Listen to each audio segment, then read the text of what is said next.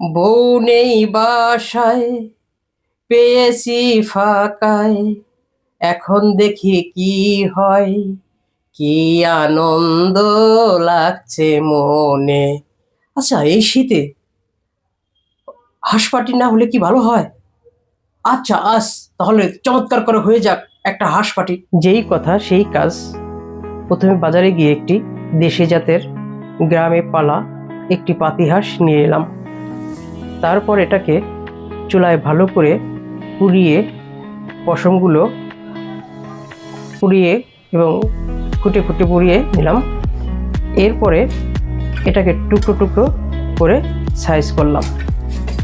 এবার চুলায় প্যানটা দিলাম, প্যানটা গরম হলো, তেল দিলাম পরিমাণ মতো, পেঁয়াজ আদা রসুন কাটলাম এবং সেটা প্যানের মধ্যে দিয়ে দিলাম। পেঁয়াজ রসুন ভেজে ব্রাউন কালার করে নেওয়ার পর হলুদ ধনিয়া মরিচ জিরা গুঁড়া গরম পানিতে গুলিয়ে এগুলো ঢেলে দিলাম। এবার মশলাটা চরম আকারে কষাবো। বেশ কিছুক্ষণ সময় নিয়ে মশলাটা কষালাম। বাহ, কি সুন্দর কালার হয়েছে, মনে হয় এখনই খেয়ে ফেলি। কষানো হয়ে গেল। এবার হাঁসের গোশতগুলো ধুয়ে ঠিকঠাক করে এবার ঢেলে দিলাম। এবার হাঁসের গোশত কষানোর পালা। হাঁসের গোশত কষতেছিল, অনেক সময় নিয়ে আস্তে আস্তে কষালাম। এরপরে পানি ঢেলে দিলাম। এবার সিদ্ধ হওয়া পর্যন্ত অপেক্ষা করতে থাকবো। এবার নাড়ানাড়ি করলাম,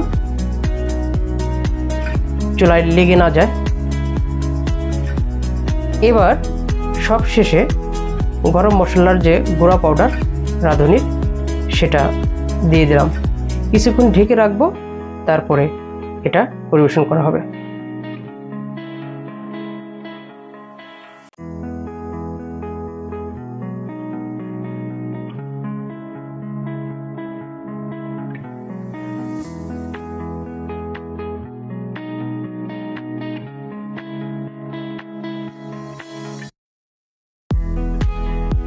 বিসমিল্লাহ।